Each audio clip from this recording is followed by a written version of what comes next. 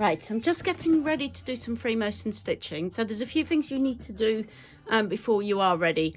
You need to put on your darning foot. So usually they come round from the back and then go around the stem where your foot attaches. You need to make sure that the bar that's attached to the foot sits over the top of the needle screw, because it then goes up. When your needle goes up, it lifts the foot up, and then when your needle goes down, it drops the foot down. That means the foot is only down when the needle is going into the fabric, and that keeps the tension correct. When you have a foot like this, you don't need to worry about dropping the feed dogs, because actually the feed dogs are not engaged if there's no foot pressure there anyway. So and as you'll be sewing quite fast, you will find that actually the amount of time that the foot is down and therefore gripping the fabric is minimal, because you're going quite fast. So I've threaded up my sewing machine. I've got my thread through the needle, and then the final thing you need to make sure you do is to get your thread through the hole in the foot if there's no opening at the front, and then out here.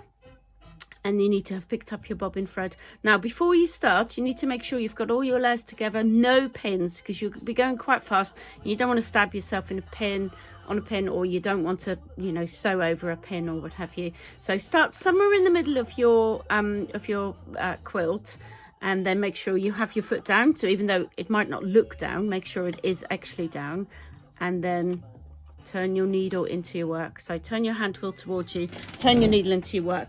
Now, you have to sew quite fast, so definitely trial this on another piece of fabric or another little mini quilt. If you are using fabric, just 1 or 2 layers of fabric rather than something that's quite chunky and stable, then definitely get a embroidery hoop and put it in there, because that will allow the fabric to stay taut. As this is quite a big piece, it's not a big deal, and it won't scrunch up anyway, especially as it's all glued together. What I will, however, do is make sure I hold my fabric like that, so I don't put my hands on top of it, because it doesn't give me enough grip.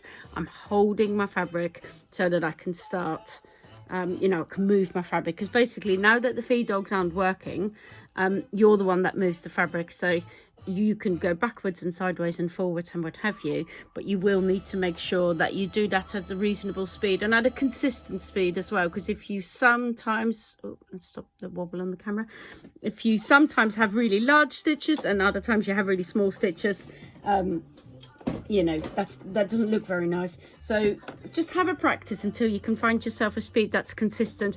I tend to put my foot almost all the way down speed wise, and then move it reasonably quickly as well, but you will get into the swing of things, and keep it moving smoothly, keep it moving in sort of circular motions. If you're kind of going back and, you know, back and forth and sideways at quite an acute angle, it won't look quite as nice.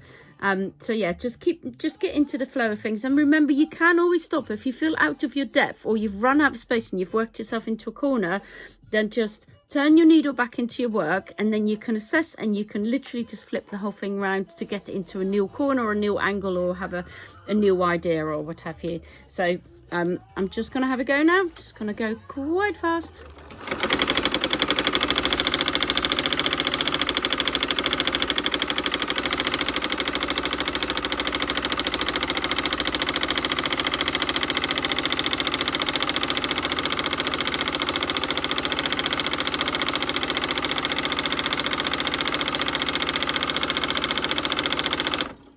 So you can see here, I've just stopped for a minute. I'm just going to put my needle down so I don't lose track of where I am. It's always worth, if this is a technique you've not used on this particular machine before, it's definitely worth checking out the back of your work to make sure that the tension is correct. Sometimes you really need to adjust your top tension quite a bit to stop looping underneath, and with other machines the tension is just automatically fine. And then just have a little look at the length of your stitches. If you find that they are too long, that means you're not sewing fast enough, or you're moving your fabric too fast. So just have a play. Then if you can see here all the loops that I'm doing, you can get into a real flow, and it is really cool. So I'm just going to continue. You can tell it is quite noisy, and that's just the way it is. It's just a noisy process. This particular foot, I think, is causing some noise with this machine because it can be a bit quieter, but it's nothing to worry about. You will just be sounding like a sweatshop.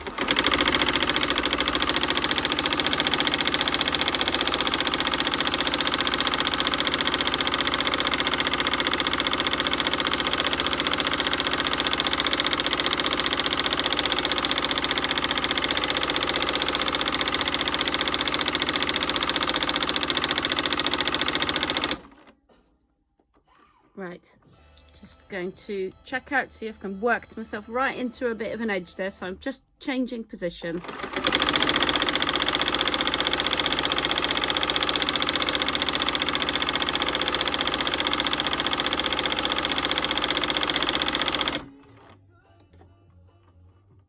Right, almost covered the whole thing.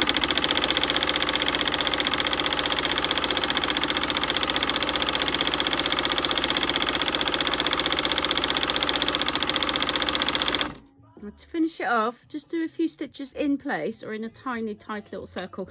All I've done really here is loops. I mean, you can do textures and almost like a scratchy kind of thing.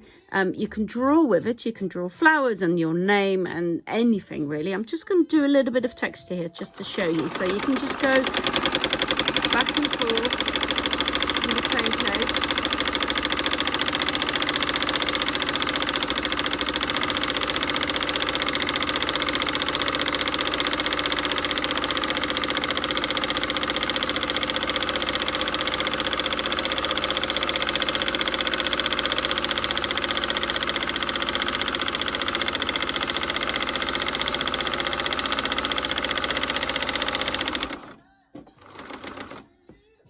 Right, I'm done. I'm going to take my work away and just cut my threads so I can bring this up a little bit closer to the camera. So this is what it looks like on the back. Obviously you can have two different color threads. You don't have to have the same color at the back, especially if your tension is perfect. So you've got the back thread on the back and the top thread on the top. So you can see here I've made some textures which I really like, and you can just literally color things in. You can use it like a sketch. Don't know if you can see here I've written my name, Jenny. Obviously you'll need to do joined up writing, but yeah, super fun.